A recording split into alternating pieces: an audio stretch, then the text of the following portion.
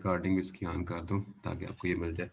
अच्छा ये जो है ना, ये चैप्टर हमने जो कंप्यूटर आर्किटेक्ट का कल पढ़ा था, ये कल तकरीबन कंप्लीट हो गया था, ठीक है।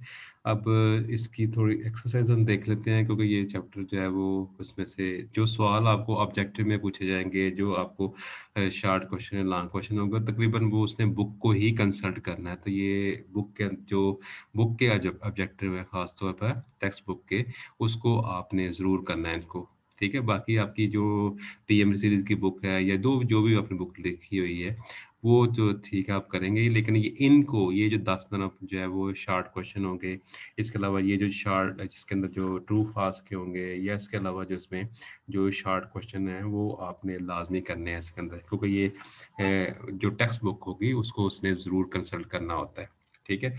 तो इसमें जो स्मार्ट सिलेबस के मुताबिक जो सवाल आपके सिलेबस में शामिल हैं, वो हम जो है वो उसमें देख लेते हैं कि उसमें कुछ रह ना गया हो, तो उसके मुताबिक हम उसमें देख लेंगे, ठीक है। तो बाकी जो है वो ये चैप्टर जो है वो मैंने बताया था कि जो है वो इंतहाई इम्पोर्टेंट है कंप्यूटर आर्किटेक्ट, कंप्यूटर की बनावट के लिहाज से हमने ये बताया था। उसमें उसमें हमने मुख्तलिफ पार्ट पढ़े शुरू के अंदर, जो हमने वान न्यूमैन जो था उसकी डायग्राम के बारे से पढ़ा था, जिसका बेसिक स्ट्रक्चर ये था कि कंप्यूटर जो है वो उसके अंदर जो डाटा आपका होता है वो मेमोरी में लोड होता है, और फिर जो है वो यहाँ से स्टेप बाय स्टेप जो है वो मेमोरी कौन सी होगी, रैम के अंदर लोड होगा, और वहाँ से प्रोसेस जो है उनको एक एक करके रीड करता है और उसके ऊपर अमल करवाता है। ये जो प्रोसेस था, ये इसकी जो बेसिक स्ट्रक्चर, ये कंप्यूटर आर्किटेक्ट के अंदर हमने ये पढ़ा था कि यहाँ पे कंप्यूटर जो है वो उसके मुख्तलिफ यूनिट्स होते हैं, उनको जो है वो जो हमने जोड़ा होता है, वो अंदाज जिस अंदाज से, यानी वो तकनीक जिसके साथ उसको जोड़ेंगे, उसको हम कंप्यूटर आर्किटेक्ट कहते हैं। और ये आपने बताया था, इसके अंदर जो कंप्यूटर जो है इनपुट डिवाइसेस के ऊपर, आईओ डिवाइसेस पे, मेमोरी के ऊपर होता है, सीपीयू इसके अंदर मौजूद होता है, इसके अलावा जिसमें बसेस होती हैं। तो ये कुछ यूनिट हमने बात की थी, और फिर फर्दर हमने इस चैप्टर में सारी चीज़ यूनिट को हमने एक एक करके देखा था। जो है सीपीयू की जब हमने बात की थी, वहाँ पे हमने एएलयू कंट्रोल यूनिट की बात की थी, फिर हमने प्रोसेसर की बात की थी, रैम की, रोम की, और जो है सारी चीज़ें इसके बारे में हमने देखा था। और फिर बसेस की हमने बात की थी कि बसेस जो है 3 तरह की, 2 बसेस जनरल होती हैं, एक आपके पास जो है वो सिस्टम बस होती है, और दूसरे नंबर पे हमारे पास एक्सपेंशन बस होती है।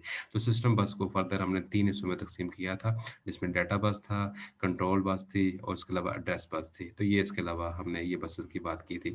फिर हमने यहाँ पे रैम और रैम की जब बात की, तो हमने कहा कि यहाँ पे रैम जो है वो सेल्स पे मुश्तमिल होती है, और ये सेल जो होते हैं इनको हम ऑर्गेनाइज़ करते हैं ग्रुप ऑफ जो है बिट्स की शक्ल में, 8-8 की एक जो है ग्रुप बनाते हैं, और हर जो बिट का, हर जो सेल होगा उसका एक एड्रेस होगा, और उस एड्रेस का जो है वो रैम को ये जो है उस एड्रेस को सीपीयू को, यानी जो कंट्रोल यूनिट होता है उसको पता होता है, उस फिर जो है डाटा आपका ट्रांसफर होता है। फिर इसके अंदर हमने यहाँ पे नेक्स्ट जो हमने बात की थी कैशे के रजिस्टर की, तो ये जो कैशे है उसके बारे में कहता है कि ये जो बेसिकली रैम और जो है वो प्रोसेसर के दरमियान एक हाई स्पीड मेमोरी होती है, जो कि हम लगाते हैं, तो वो डाटा जो है वो प्रोसेस, वो चीज़ जो हमने बार-बार करनी है, वो हम आम तौर पर कैशे के अंदर रखते हैं।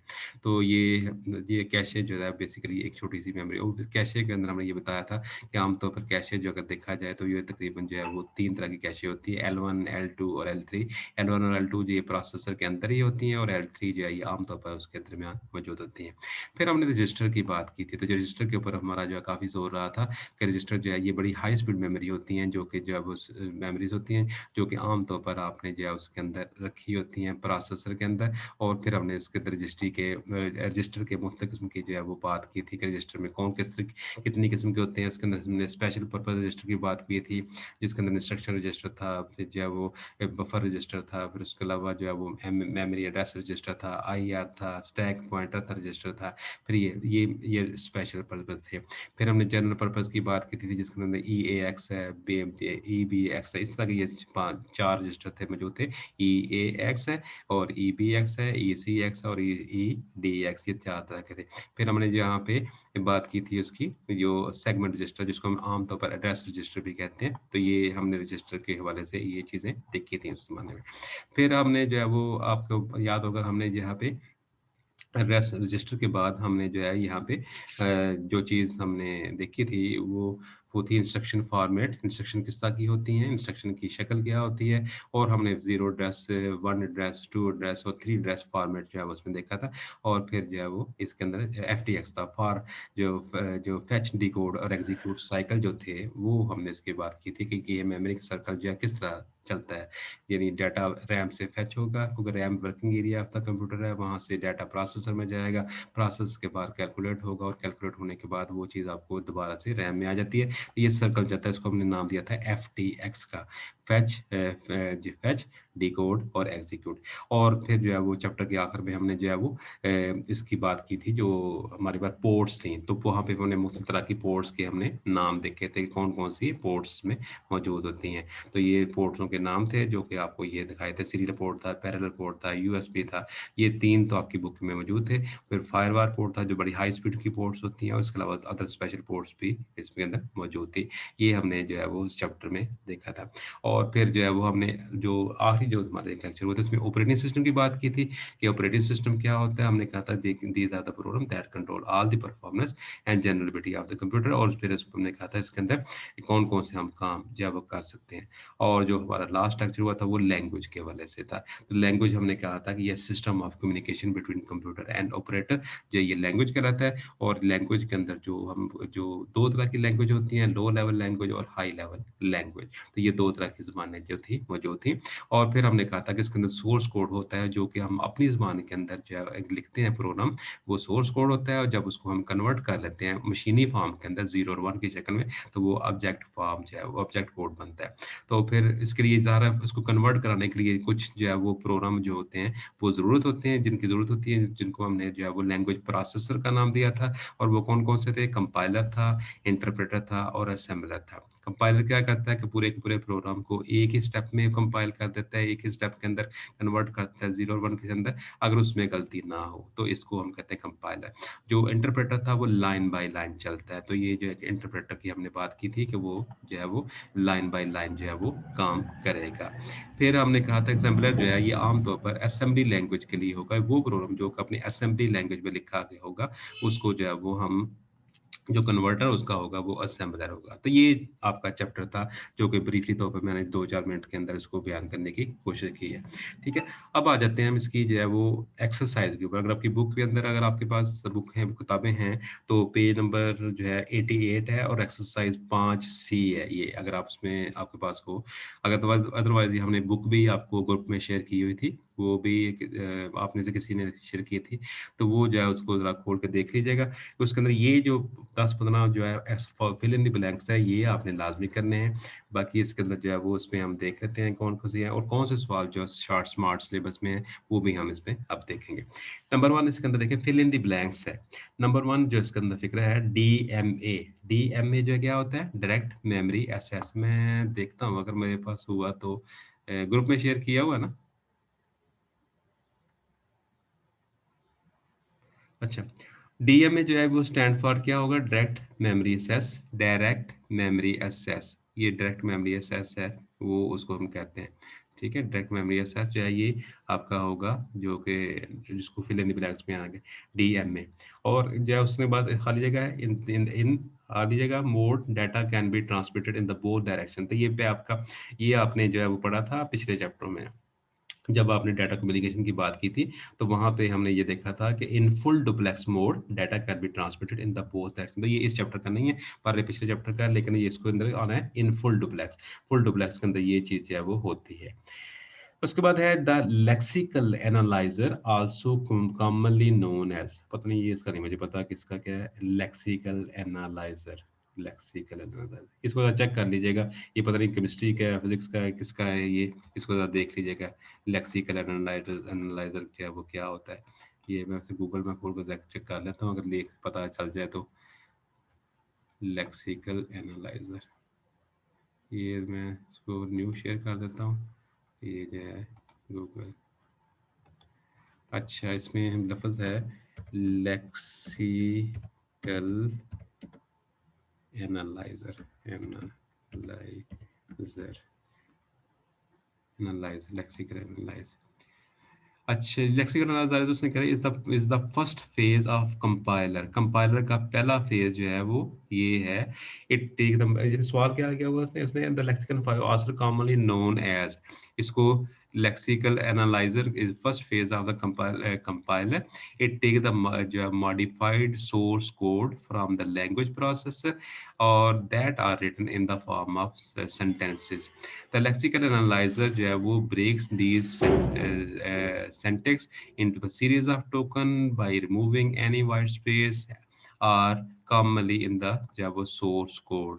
तो ये जो है ये उसने दिया हुआ है इसको, ये भी आपके हो गया, ये हमारा लैंग्वेज के हवाले से ही है। तो ये जो है वो commonly known as lexical analysis कहते हैं।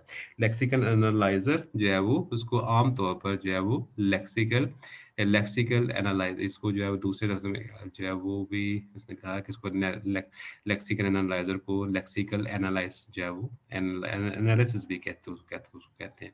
ठीक है, तो ये इसकी चलिए इसको क्लियर हो गया कि ये भी इसमें होता है। और ये जो है वो tokenisation is the process of converting. तो ये बार ये टोकनाइजेशन भी इसका उसने कहा कि इसका जो नाम जो है वो होता है। बाकी आंसर बुक भी अगर इसमें देखेंगे तो नहीं दिया हुआ उसने। दोबारा इसको अंदर जो है वो हम इसमें कर देंगे अल्टरनेट। इसका इसका अल्टरनेट क्या होगा? अल्टरनेट अल्टरनेट इसका क्या होगा वो तो देख लें।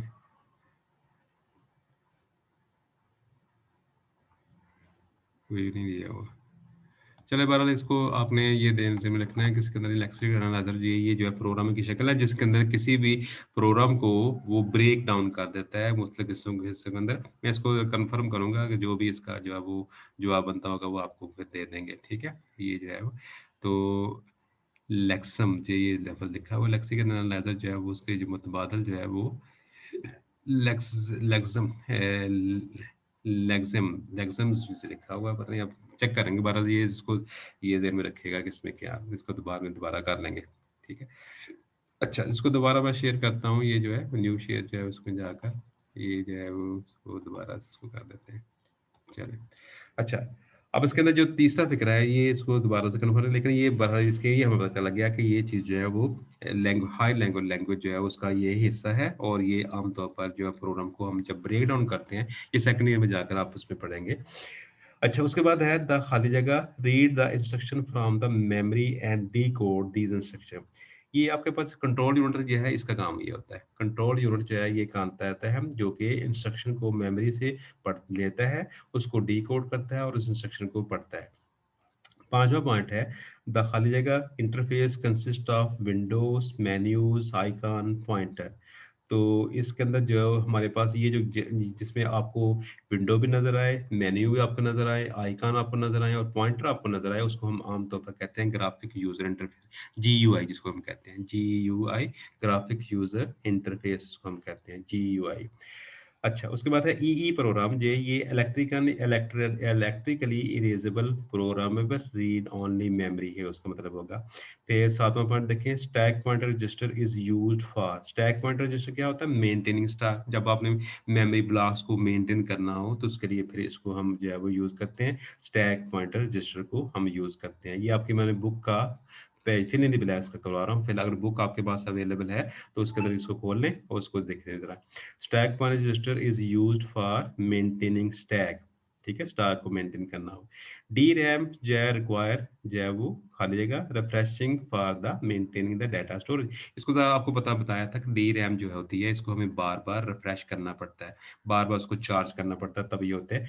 तो ये आमतौर पर इसको पीरियाडिक भी कर लें यानी बार बार इसको कह लें जो है D RAM require periodic refreshing to maintain the data storage. फिर उसके बाद 9वां पॉइंट देखें, खाली जगह language was developed for the business application. Business business के लिए जो जुबान बनाई गई थी उसका नाम था COBOL, common business oriented language, COBOL, COBOL जो है ये लैंग्वेज थी। ठीक है, ये 9वां पॉइंट है। 10वां देखें, खाली जगह register is used in mathematic and logical operation, यानी वो रजिस्टर जो कि मैथमेटिकल जो लॉजिकल ऑपरेशन के ALU में जो इस्तेमाल होते हैं, तो ये आपको याद होगा, ये हमने पढ़े थे जनरल पर्पस रजिस्टर। पहले नंबर पे हमने स्पेशल पर्पस पढ़े थे, जिसके अंदर IR था, PC रजिस्टर था, MBR था, MAR था, जो ये थे। और उसके बाद दूसरे नंबर पे हमने पढ़े थे जो है वो जनरल पर्पस। तो जनरल पर्पस रजिस्टर जो है ये ALU में कैलकुलेशन के इस्तेमाल होते हैं, जिनको हम कहते हैं जनरल पर्पस रजिस्टर। तो इसमें अलावा 11वां पार्ट देखें, डीवीडी क्या स्टैंड हो गया, डिजिटल वीडियो डिस्प्ले, ये स्टोरेज में होगा, ये डिजिटल वीडियो डिस्प्ले, ये जो है डिस्प्ले के हवाले से होगा, डीवीडी जो आपकी होती है उसमें वीडियो डिस्प्ले के हवाले से। बायोस क्या होगा, बेसिक इनपुट आउटपुट सिस्टम, ये बेसिक इनपुट आउटपुट सिस्टम होगा। और उसके बाद 13वां पॉइंट है, initial work on the internet was done, internet के ऊपर जो काम सबसे पहले किया गया था वो था खाली जगह इन ऑपरेटिंग सिस्टम, यानी जो इंटरनेट का जो काम किया गया था वो आमतौर पर जो है वो काम किया गया था। चेक कर लें, initial work on internet was done in Unix, हाँ यूनिक्स के पे ये जो है वो काम किया गया था, यूनिक्स ऑपरेटिंग सिस्टम पे इसके अंदर काम किया गया था, यूनिक्स UNIX के ऊपर। फिर इसके बाद 14वां पॉइंट है, the instruction that are used to transfer data from one unit to another during the program execution is called, जो है वो is called read and write, इसमें होगा डाटा उसमें रीड भी करते हैं, डाटा उसमें ट्रांसफर भी करते हैं। रीड राइट यूनिट जो होगा ये वो इंस्ट्रक्शन जो कि हमारी जो कि रीड भी करेगी और राइट भी करेगी, उसको रीड राइट इंस्ट्रक्शन कहते हैं। ठीक है, खाली जगह register are used in the mathematical and logical operation. तो जनरल पर्पस रजिस्टर आपने ऊपर भी पढ़ा, तो जनरल पर्पस रजिस्टर जो है इस सिलसिले में हमारे यूज होते हैं। ठीक है, अब इसमें चूज द करेक्ट आंसर है, data and program that not being used by the computer are stored. ये डाटा और कंप्यूटर बड़ा इंपॉर्टेंट ये जो है वो है कि डाटा और जो है यूनिट जहाँ पे जब जो इस्तेमाल नहीं हो रहे होते वो कहाँ पे स्टोर होते हैं, सेकेंडरी स्टोरेज में, कैशे में, प्राइमरी स्टोरेज में और प्रिंटर में। कहाँ पे होंगे ये, सेकेंडरी स्टोरेज में ये चीज़ मौजूद होगी, ये सेकेंडरी स्टोरेज के अंदर ये मौजूद होगी। नंबर ए पार्ट पे ए वाला हिस्सा ठीक होगा। Set of instruction that run the computer, यानी set of instruction that run the computer are, यानी जो इसमें कौन कौन से होंगे, जो जो इंस्ट्रक्शन की बात हो रही है, the set of instruction that run the computer are, यानी जो इंस्ट्रक्शन का सेट होता है जो कि कंप्यूटर चला रहा होता है उसको क्या कहते हैं, सॉफ्टवेयर होता है ना, सॉफ्टवेयर को हम प्रोग्राम भी कहते हैं। प्रोग्राम क्या है, सेट ऑफ इंस्ट्रक्शन है। Program that contain the instruction to operate a device is called, यानी वो जो प्रोग्राम जो कि डिवाइसेस को चलाती है वो क्या होती है, डिवाइस ड्राइवर ही होती है ना, ड्राइवर। तो ड्राइवर जो होता है वो ये काम करता है। फिर उसके बाद जो है वो CPU is the example of, CPU किसकी एग्जांपल है, सॉफ्टवेयर की, हार्डवेयर की, प्रोग्राम की एंड आउटपुट डिवाइस। तो CPU जो है ये एग्जांपल है इसकी, जो है वो इसमें हार्डवेयर पे उसको हम टच कर सकते हैं, छू सकते हैं, पकड़ सकते हैं, जगह से जगह पे लेके जा सकते हैं। Address of the instruction under the processor execution is contained with in, address of the instruction under the process, जो इंस्ट्रक्शन जो है वो इस वक्त चल रही होती है उसके बारे में उसका एड्रेस जो है वो किस कहाँ पे मौजूद होता है, इसका एड्रेस अगर इसकी हम बात करें तो वो एड्रेस जो होता है वो उसके अंदर program counter register, PC register जो होता है उसके अंदर मौजूद होता है। एक computer drives it's basic strength from, computer जो है वो उसकी बेसिक स्ट्रेंथ किससे लेता है, स्पीड से, मेमोरी से, एक्यूरेसी से, ऑल, मेरे ख्याल में सारे आने चाहिए इसके अंदर, तकरीबन इसमें सारे ही आने चाहिए, इसमें जो है वो ऑल आएगा। The arithmetic and logical unit perform the following action, control computer का action operation, arithmetic ALU की बात हो रही है, ये जो है perform the arithmetic function which such as the addition and subtraction, और ये B part होगा इसका, ये perform logical comparison, इसमें both B and C perform logical, हाँ ये B and C जो है ये जो है ना D वाला part ये होना चाहिए स्टूडेंट, देख लीजिएगा। अच्छा उसके बाद है which is the storage device, storage device में से कौन सी है, CPU है, क्लॉक है, बस है। स्टोरेज डिवाइस की बात हो रही है, क्लॉक भी स्टोर नहीं करता, ये तो सिग्नल जारी करता है। CPU जो है ये इंस्ट्रक्शन इसमें होती है, तो फ्लॉपी इसके अंदर होगा।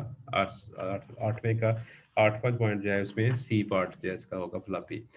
Which component is responsible for comparing the contents of the two piece of data, दो pieces को जो compare करता हो वो कौन होता है, ALU करता है, comparison का उसमें होता है, comparison भी होता है, calculation भी होती है और उसमें logical operation भी होते हैं। तो ये 9वें पार्ट का पार्ट जो है वो ALU का होगा।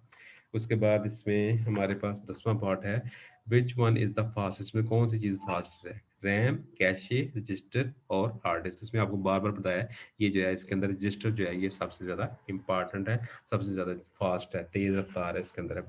बीपीएस स्टैंड फॉर बाइट पर सेकंड, बिट पर सेकंड होता है।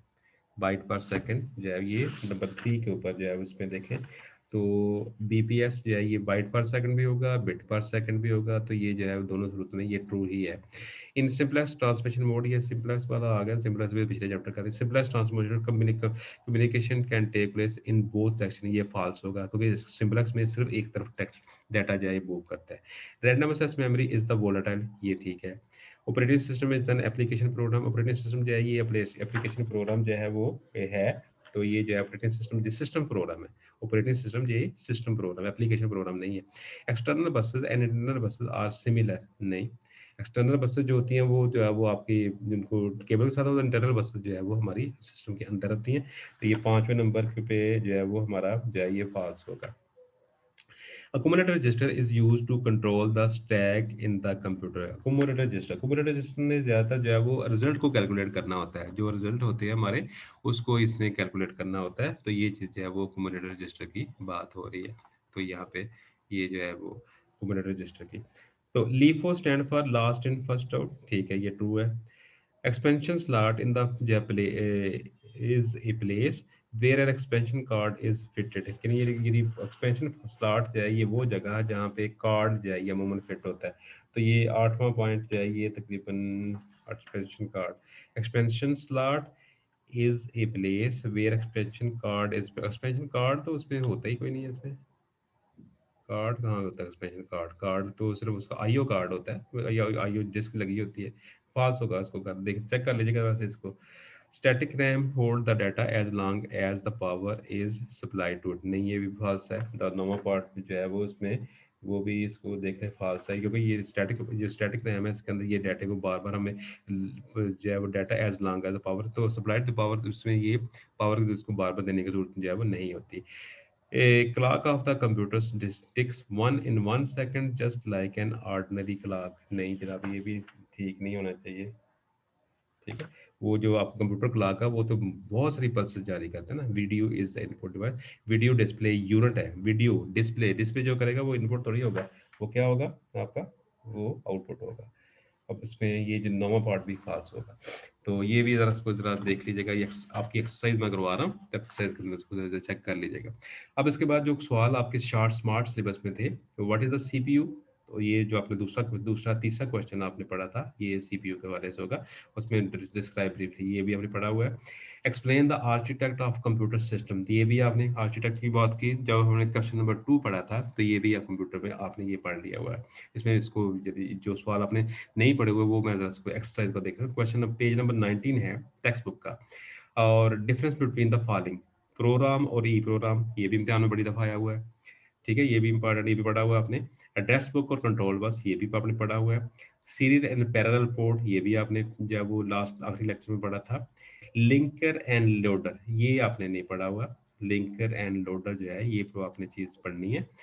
ये भी अभी मैं बताता हूँ आपको। ये लिंकर और लोडर लैंग्वेज के हवाले से ये चीज़ है, जब आप जो किसी चीज़ को जब आप कंपाइल करते हैं, तो कंप्यूटर के अंदर जो डिफरेंट किस्म की फाइलें मौजूद होती हैं उनको हम लिंक कर देते हैं कंप्यूटर के मुख्तलिफ फाइलों के साथ, ठीक है। कल हमने एक प्रोग्राम लैंग्वेज की जब हमने बात की थी, तो हमने वहाँ पे कहा था ऑपरेटिंग सिस्टम, जब हमने प्रोग्राम लैंग्वेज की बात की थी, तो वहाँ पे हमने कहा था कि इसके अंदर जो है जो लैंग्वेजेस होती हैं उसके अंदर हमारे पास जो उसका फ्लो होता है, जब हम किसी चीज़ को हम करते हैं प्रोग्राम इसको जब लिखते हैं तो उसके बाद ऑब्जेक्ट फाइल बनती है, और जब यहाँ लिंकर यहाँ पे काम करता है A B 123 point O B G 123 point E X इसके दरमियान में, तो इस दौरान क्या करता है कि वो फाइलें जो कि हमने एक्स्ट्रा इसके साथ अटैच करनी होती है वो लगा देते हैं, और फिर वो लिंक करने के बाद एक फाइल जो है वो बना देता है। लोडर का काम ये होता है जब आपकी ये फाइल बन जाती है तो उसको रैम के अंदर जो लोड करने वाली जो फाइल प्रोग्राम होता है उसको क्या कहते हैं, लोडर कहते हैं, ठीक हो गया। तो यहाँ पे ऑब्जेक्ट फाइल बनने के बाद जब आपकी फाइल वो कंपाइल हो जाती है, तो कंपाइल करने के बाद उसको चलाने के काबिल जब हमें बनाना होता है, तो इसके साथ कुछ एक्स्ट्रा लाइब्रेरी फाइल जो कि हमने इसके साथ लगानी होती हैं वो हम अटैच कर देते हैं। और वो काम कौन करेगा, इस दोनों के दरमियान जो काम काम करेगा वो काम करेगा लिंकर, ठीक है।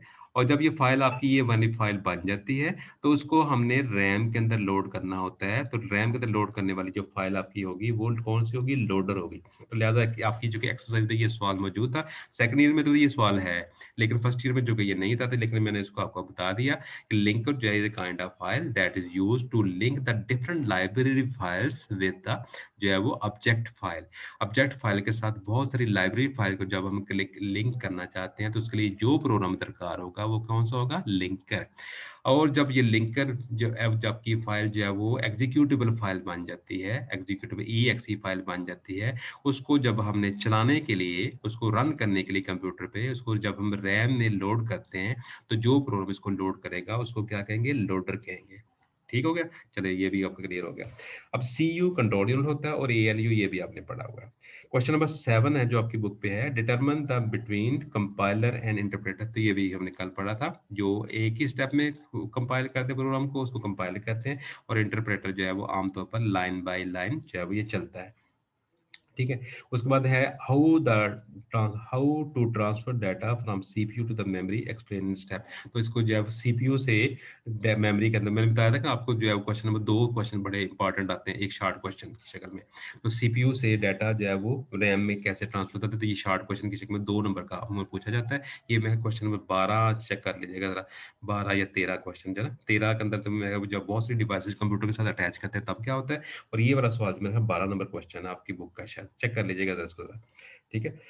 उसके बाद है इसमें define the different type of RAM, RAM की टाइप्स बतानी है। तो जिसमें जो है वो मैंने रैम की जो भी टाइप्स हैं, तकरीबन जो उसके मॉड्यूल थे वो हमने बताए थे। एक नंबर 1 इसके अंदर डी रैम था, इसके अलावा एस रैम था, और इसके अलावा हमने एम रैम की बात की थी, मैग्नेटिव जो है वो रैम की बात की थी। ठीक है? उसके बाद हमने इसके अंदर जो एक चीज़ और बात की इसके अंदर, ये मैं न्यू शेयर, ये ज़रा मैंने बताया आपको, ये वाली जो है। तो इसके अंदर जो है ये हमारे पास, ये मैं बताया था, इसके अंदर जो है वो लिंकर और लोडर की। तो लिंकर क्या करता है? इन दोनों फाइलों को लिंक करता है, और लोडर क्या करता है? इन दोनों फाइलों को लिंक करता है। ये रैम के अंदर लोड कर देता है। ये भी जो पीछे बताया इसको ज़रा देख लीजिएगा। ये ये लेक्चर भी बार-बार सुनना आपने, क्योंकि एक्सरसाइज का सवाल है, इसको सुन लीजिएगा दोबारा। अच्छा, उसके बाद है डिफाइन द जो है different type of RAM, RAM की टाइप्स आपने बतानी है। इसके अंदर ई रैम है, स्टैटिक रैम है, इसमें डायनामिक रैम है, और उसके अलावा इसके अंदर ये हमने रैम की बात की थी। न्यू शेयर में करता हूँ, इसमें अंदर रैम की हमने बात की थी इसके अंदर। तो रैम की जो हमने काम बात की थी कि कौन कौन सी रैम्स इसमें मौजूद है। तो ये हमारी रैम की जो थी, ये रैम की सारी किस्में थी। प्रोग्राम ये राम है, रैम की जो है ये हमारी थी इसके अंदर, ये डायनामिक रैम, स्टैटिक रैम और मैग्नेटो, जिसको एम रैम के भी कहते हैं। ये रैम की जो है वो किस्में थी। ये सारी इसकी काइंड्स भी आपको नजर आ रही हैं। उसके बाद है define the general purpose register. तो ये जनरल पर्पस रजिस्टर के अंदर जो है वो हमने जो है वो जो एएलयू के साथ काम करते हैं, ईएएक्स है, ईबीएक्स है, ईसीएक्स है, और ईडीएक्स है। ठीक हो गया? और उसके बाद इनके बारे में हमने बताना है। Describe the bus and it's type, बस और उसकी टाइप बतानी कि बस क्या होती है, उसकी टाइप्स बतानी है। दो मैंने बताया जनरल होती हैं, जो कि आमतौर पर जो एक्सपेंशन और जो सिस्टम, तो सिस्टम की भी फिर 3 किस्में हैं। तो ये जो है लॉन्ग भी आ जाए तभी आप उसको लिख सकते हैं। ठीक है? फिर उसके बाद डिफाइन द मशीन इंस्ट्रक्शन, ये आपकी बुक में लिया, शॉर्ट सिलेबस में नहीं है शामिल, लेकिन इसको पढ़ लीजिएगा, क्योंकि ये जो है वो चैप्टर उसमें कुछ भी नहीं इसने छोड़ा हुआ। Differentiate between the fetch instruction and decode, ये एफडीएक्स के अंदर जाकर आपने कल जो पढ़ा था कि डाटा जब इंस्ट्रक्शन को फेच करते हैं, हासिल करते हैं, ये फेच इंस्ट्रक्शन है, और जब उनको दोबारा से हम रीड करते हैं, उसको दोबारा से डिकोड करते हैं, तो ये जो है डिकोड इंस्ट्रक्शन, ये एफडीएक्स के अंदर जाकर आपने ये चीज़ जो है वो करनी है। और 14वां जो लास्ट क्वेश्चन आपकी बुक का, differentiate between Ram and RAM. तो ये जो जनरल सा सवाल उसमें होगा, रैम जो है वो टेम्परेरी मेमोरी होती है, राम जो है परमानेंट मेमोरी है। जो इसके बारे में जो जो आपकी बुक पे एक पूरा जो है 3-4, क्योंकि शॉर्ट क्वेश्चन की शक्ल में जब ये आएगा, तो फिर आपने इसके अंदर जो है वो 3 कम जो है 2 3 4 पॉइंट एक के और 3-4 पॉइंट जो है वो दूसरे के आपने इसको लिखने हैं।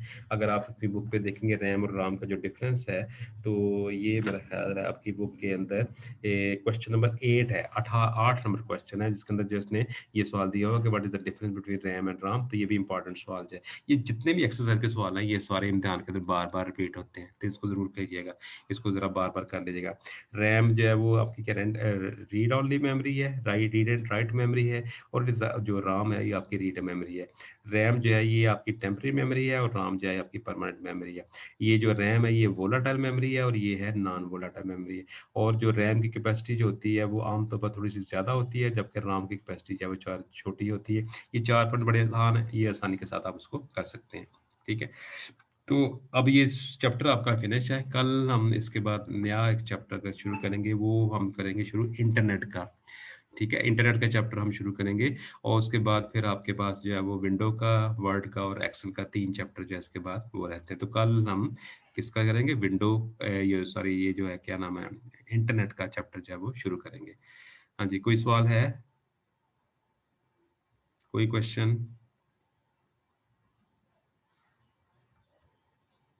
इस लेक्चर को जो आज का लेक्चर हुआ है ये एक्सरसाइज का सवाल है, एक्सरसाइज का क्वेश्चन है। तो इसको ज़रा एक दफ़ा ना दोबारा से सुन लेना ताकि जो है वो जो भी बुक पकड़ खोल लेना, बुक खोल के इसको ज़रा कंसल्ट कर लें क्योंकि ये बुक के ऊपर जो सवाल फिल इन द ब्लैंक्स के सवाल हैं, जो एमसीक्यू के सवाल हैं और जो आपकी एक्सरसाइज के सवाल हैं, जो आपके स्मार्ट सिलेबस में शामिल हैं, उनको लाज़मी आपने करना है क्योंकि यही सवाल जो है वो बार-बार रिपीट होते हैं इस चैप्टर में से, ठीक है? तो ये चैप्टर बड़ा जिसमें मैंने बताया बड़ा इंपॉर्टेंट सवाल है, तो ये चैप्टर है तो ज़्यादा इसके मुताबिक इसको हमने इनको इन सवालों को ज़रूर करना है इसमें। तो इस लेक्चर को भी दोबारा सुन लीजिएगा और आपकी बुक खोल के एक्सरसाइज़ के अंदर अगर आपके पास बुक नहीं है, तो आपको बुक जो है वो मैंने ख़्याल शेयर भी की हुई है ग्रुप में किसी लड़के ने आप में से, तो उसको ज़रा एक दफ़ा देख लीजिएगा, ठीक है?